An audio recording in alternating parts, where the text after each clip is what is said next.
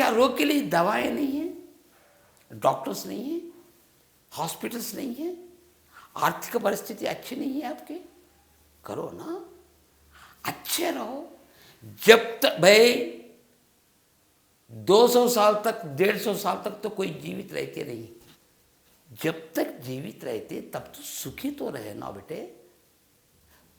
ये ऐसी रेखाएं रहने से कुछ लोग डराते हैं, डरिए मत भाई। जब तक हम हैं तब तक सुखी रहेंगे, समझिए, बहुत सुखी रहेंगे।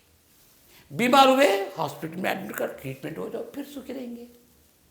नहीं भाई 1 साल के बाद फिर बीमार हुआ, फिर ले जाओ, फिर अच्छे रहेंगे। ऐसे शांति से काम लीजिए।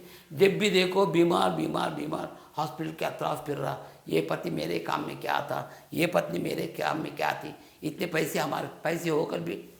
एक बार विवाह कर लिया तो भर्ता कहते हैं, उसका भार बहने का अधिकार आपको है, आपका कर्तव्य है, आपका धर्म है।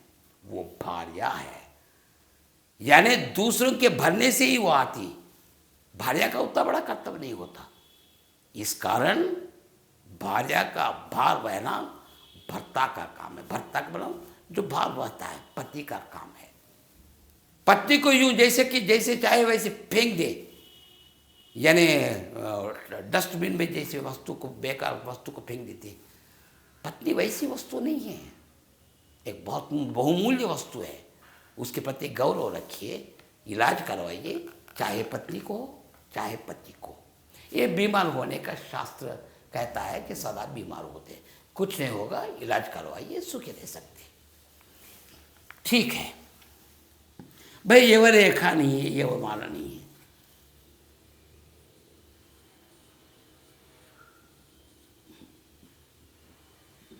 जैसे चींटी, जंजीर बोलते हैं ना, जंजीर जैसे ही, ऐसी रेखाओं को भी यवमाला ही बोलते हैं, या जंजीर माला बोलते हैं, या श्रृंखला रेखा बोलते हैं, एक से एक लगकर। तो देखिएगा, इसका फल भी वही फल है जो यव रेखाएं होने से, यव चिन्ह होने से। क्या हुआ? बस वही विचारों में अंतर लाइए कृपया। विचार बनेंगे, सभी सदाचार सब ठीक हो जाएंगे। ऐसे ठीक है। यहां एक रेखा है, यहां ये रेखा है, बहुत बुरा चिन्ह है ये। ऐसा उत्साह रहेगा कुछ व्यक्तियों में, पति पत्नी की हत्या कर सकती है, पत्नी पति की हत्या भी करती है। उन दोनों की हत्या नहीं, जो उनकी संतान होती है उनकी भी हत्या कर देते हैं, बावली में कूद देते हैं। अगर किसी औजार से उसका नष्ट करेंगे, उसका नष्ट, यानी स्त्री हो पुरुष हो, तो इसका रिजल्ट तो मैंने बता दिया है।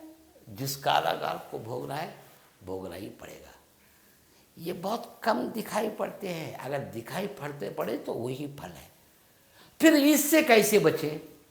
बुरी नौबत आ गई, उस पाम को 10 मिनट के लिए छोड़ दीजिए, भीतर जाइए, ठंडा पानी पीजिए, कूल ड्रिंक पीनिए, भगवान के नाम एक बार नहीं 108 बार लेके, ओम नमः शिवाय, ओम नमः शिवाय, ओम नमो नारायण, ओम नमो नारायण, ठंडा पड़ जाए।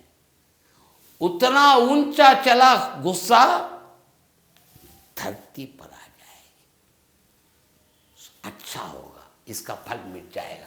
मगर इसका फल मिटना उतना आसान नहीं है। बार कुछ लोग गुस्से में आकर, गुस्सा तो हर एक को रहता है, गुस्सा किसी का, हर एक व्यक्ति को है। नमक मिर्ची खा रहे थोड़ा गुस्सा रहता।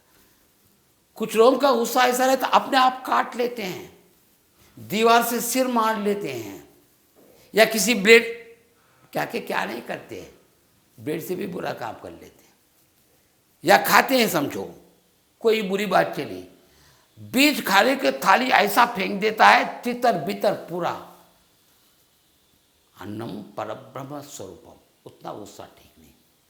क्या करता वो उसे ही नहीं मालूम, तो मूर्ख और उसमें क्या अंतर है? एक पागल में और उसमें क्या अंतर है बताइएगा?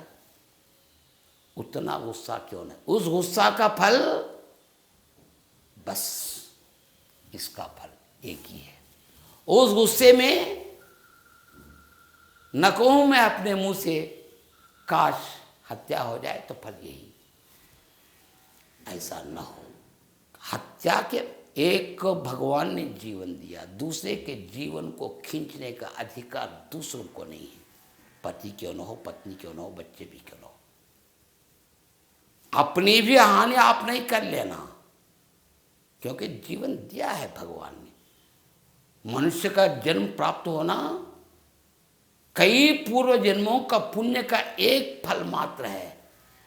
इतने बड़े फल को लेकर जब मनुष्य के रूप में हमारा अवतार यहाँ हुआ, मैं अवतार कहता हूँ, जन्म नहीं कहता हूँ, उस अवतार का, उस जन्म का सत्यानाश कर दे, बीच में आत्महत्या कर ले, किसी की हत्या कर दे, आतंकवादी बनकर बम्बों को फेंककर धूमधाम कर देंगे। किसने दिया है यार? हर व्यक्ति से पूछने की जरूरत है। पूछेंगे तो सुन रहे फिर छोड़ दे रहे। कोई बुरा हुआ, कुछ किसी को दंड मिल रहा, भूल गए। नहीं, उसका क्या परिष्कार है, समाज में क्या अंतर लेना है। कुछ लोग इतने अच्छे विचार से रहते हैं, बहुत कठिन व्यक्ति है, जो भी व्यक्ति आ रहा घायल कर रहा, पुलिस पकड़ लिए, जेल में डाल दिया, उसको दंड दिया गया, 1 2 3, क्या क्या दंड देते हैं हम क्या जानते हैं? न्याय हम जानते हैं थोड़ी, न्यायाधीशों के हाथ में है, बहस करने वाले वकीलों के हाथ में है। सब सुनकर फिर अपना निर्णय एक सही न्याय लेते हैं। न्यायालय जो बताते हैं एकदम ठीक होते हैं, जरा देर हुआ तो भी परवाह नहीं, मगर न्याय ही मिलेगा। जब तक वो जेल में रहते हैं, जेल की अधिकारी हुई, उनको छोड़ने के पहले मनुष्य बनाकर छोड़ दूं, ये इच्छा रहती है। इसकी कैसी आदत है, जो भी सामने आ जाए तोड़े फोड़े, मारे पीटे, पकड़े ठोके, ऐसी तैसी, इसकी भाषा ही ऐसी है। कैसे परिवर्तन लाए? देखो, इतने साल अभी बाकी है, तुम क्या कर रहे हैं? जेल में पौधों को रोप रहे, ठीक, वो काम कर लो। तुम क्या कर रहे हैं? सब खाई खोद कर मैं तैयार रखता हूँ तो पौधे में, ठीक है। मेरा क्या काम है? मैं आपको एक काम दूंगा। क्या काम? वहाँ है ना पूरे पत्थर, कितने हैं? 20-25 तक है साहब। उन पत्थरों को छोटे छोटे कंकड़ के रूप में पकड़ो। उनका जितना भी गुस्सा है, हाथ में बड़ा हथौड़ा रहता, पत्थरों को फोड़ फोड़ फोड़ कर इतना तंग हो जाता, सब तंग हो गया, मार मार कर तय हो गया। पत्थरों को मारते ही तंग हो जा रहे हैं, लोगों को मार मार कर तंगी नहीं आती क्या? उतना पत्थरों को फोड़ने वाला राक्षस जेल से बाहर आकर, जेल से बाहर आ गए, उस दृष्टि से दोषी मत समझिए, उसको दूर रखता है समाज। मनुष्य बन गया, वो मानवता आ गई, लोगों की सहायता करा। जिस व्यक्ति की हत्या की उसने, उस परिवार को संभालने, उसका परवरिश करने, उनके बच्चों को पढ़ाने, उसकी पत्नी को रहने के लिए घर का निर्माण करके उनके बच्चे को बड़े बड़े इंजीनियर्स डॉक्टर्स पढ़ाने वाले मनुष्य के रूप में परिवर्तित हुए, ऐसे उदाहरण हमें मिलते हैं। क्या परिवर्तन नहीं है? अच्छे विचार नहीं है ये? ऐसे काम कीजिए कृपया। अधिकारी ने कितना गुरुतर भार को लिया, कितने भविष्य की दृष्टि से वैसे विचार लिया, उनका कौन सा काम सौंपा गया, वैसे काम करने से कैसा परिवर्तन आ गया, इन सभी को देखने की आवश्यकता तो हमें है ही। बंधु, ऐसे बहुत सारे चिन्ह हैं, बुरे भी हैं, अच्छे भी हैं।